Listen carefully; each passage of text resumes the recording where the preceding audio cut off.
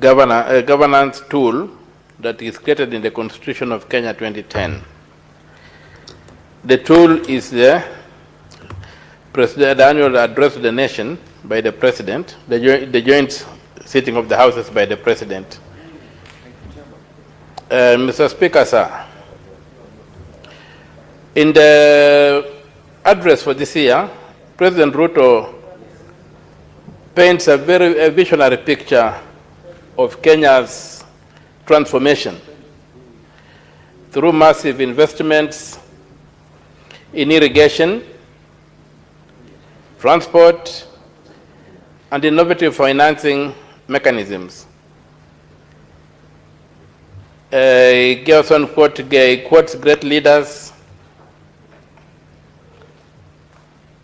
and he frames this as non-negotiable steps towards food security, industrial growth, and economic empowerment or economic independence. Unfortunately, Mr. Speaker, the rhetoric glosses over a troubling pattern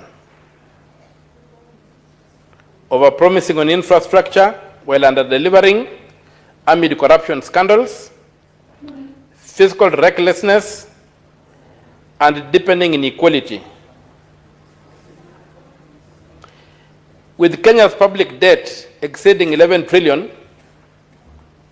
with a huge component of which is odious, cannot be traced or tied to any project, youth unemployment reaching levels that could not even be imagined, above 35%.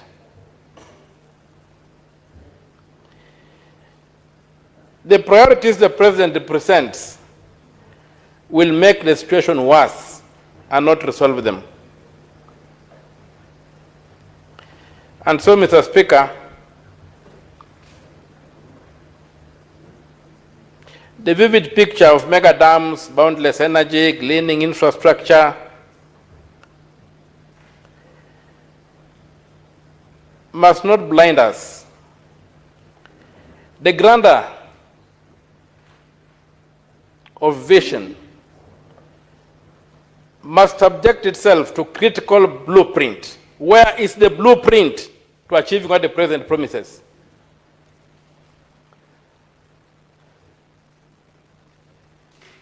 Having listened to His Excellency, having read his speech,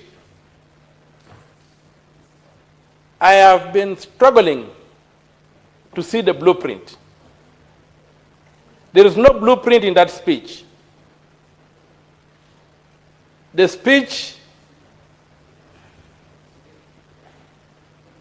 is largely a case of wishful thinking. It ignores the present. It does not address the socioeconomic and environmental costs.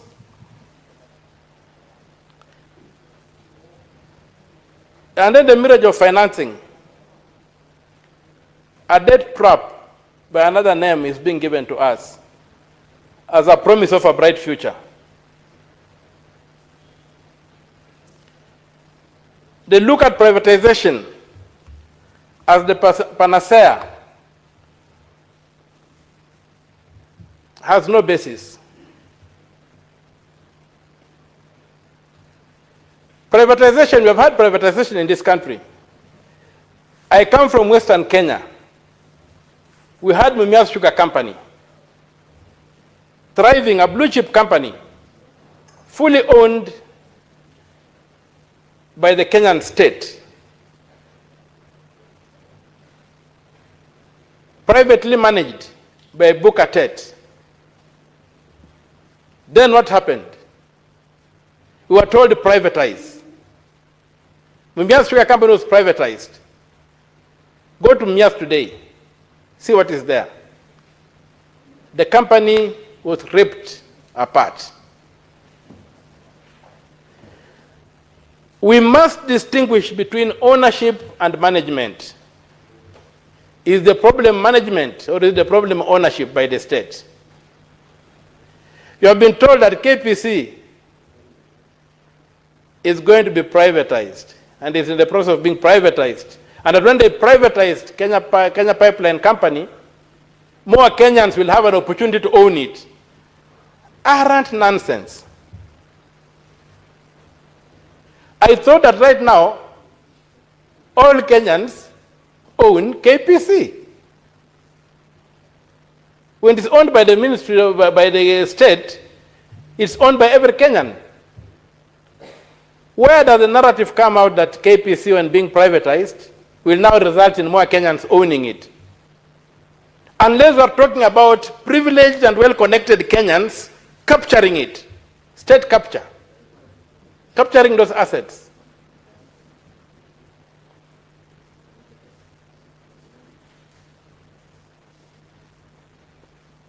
So, I think His Excellency should have done better and given us a blueprint on exactly how he achieves what. The other thing is a debate we must address between the primacy of political action versus the determinism of the market. His Excellency cannot present the determinism of the market as a solution to a developing economy like ours. Primary action must be political action. And political action must be fashioned around the laws of the country. I didn't hear the president address the question of odious debt and how he's going to deal with it and how he's going to recover the monies that have been stolen from the public and are stashed out. Well, I didn't expect him to address odious debt because just in the recent past, through something called Nyota or whatever, an arrangement between himself and the World Bank has added 13 billion shillings to debt that has been acquired outside the constitutional procedure for incurring debt.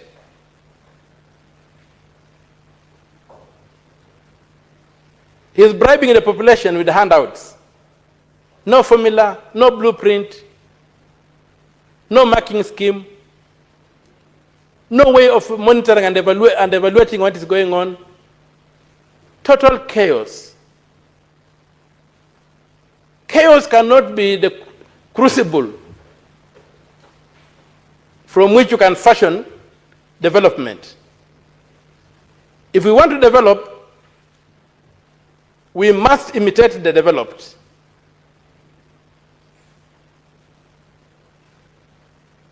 We must look at the critical sectors of the economy. We must look at governance. What are we spending money on? We have one of the largest governments since independence, bloated, obese, unhealthy. Too many principal secretaries, duplicious, doing nothing.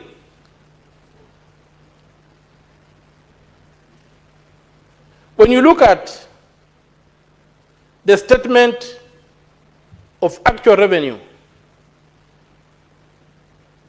and net expenditure issues that is released by the Treasury every 21 days after the end of every month, you see a litany of abuse of our public finances that tells you there's no intention to develop this country. On the floor of this House, I've raised a statement about 19.6 billion shillings, which was spirited out or siphoned out of the consolidated fund using a vote head for consolidated finance services.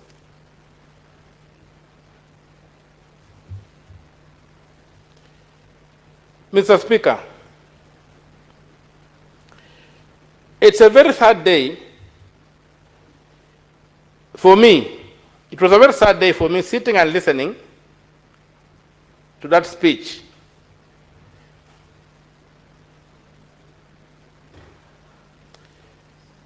Look at a concept like the various funds that are being talked about, Weather Fund, the Women Fund, whatever fund, and you.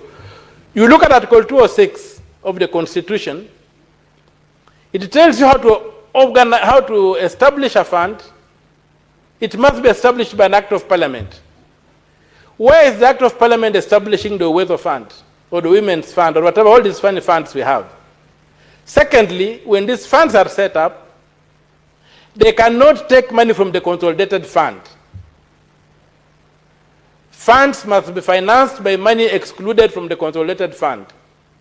So we celebrate and we believe that we shall break the law to achieve progress. There is no choice between the law and development in this country. There is no choice. If we want to develop, we must follow the law. If we don't want to develop, then we break the law. There's no choice. The law and development are not mutually exclusive.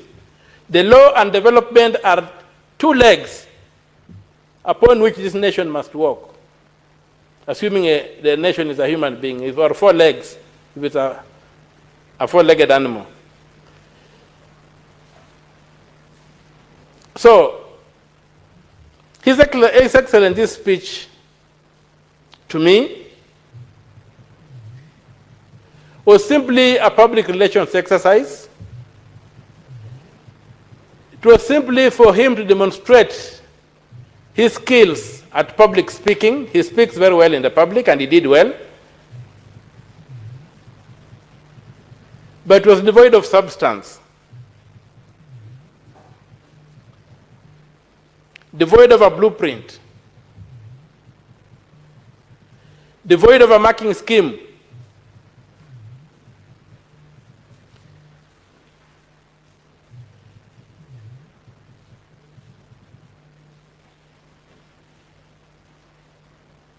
And it ignores the real economy.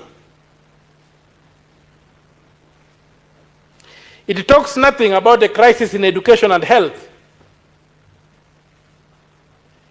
It praises SHA. Yes, SHA is a premium funded, you pay premiums to belong to SHA without discussing its pros and its words and all image. You have to pay a premium to access SHA. On the other hand, it is clear it's masquerading as universal health care, Mr. Speaker, across the world, beginning with the United Kingdom and most of Europe. And even this country where when you and me were kids, there was universal health care. Those days when you could get aspirin tablets branded GOK, and you walked in any clinic and you'd be treated and you go home. Universal health care can only be funded by direct taxes. Just like a road built by taxes and anybody can walk on it. Once you introduce premiums, it ceases being universal. It's only available to those who can pay. And so, continuing to fool Kenyans that we have got universal health care in this country is not acceptable. When you go to education, Article 53 of the Constitution is very clear. Every child is entitled to free and compulsory basic education. A child is anybody under 18. His Excellency runs a government that gives us fee structures. What's the fee structure? For primary schools, for secondary schools? You see our kids on the roads every day being sent home. Who is imposing these fees? Is it constitutional? His Excellency Senator Catherine Muma. Thank you, Honorable Speaker, for an opportunity to comment on the State of the Nation address by His Excellency Honorable William Samoei Ruto. First, to thank Kenyans for creating the tool of the State of the Nation address, because this is an accountability tool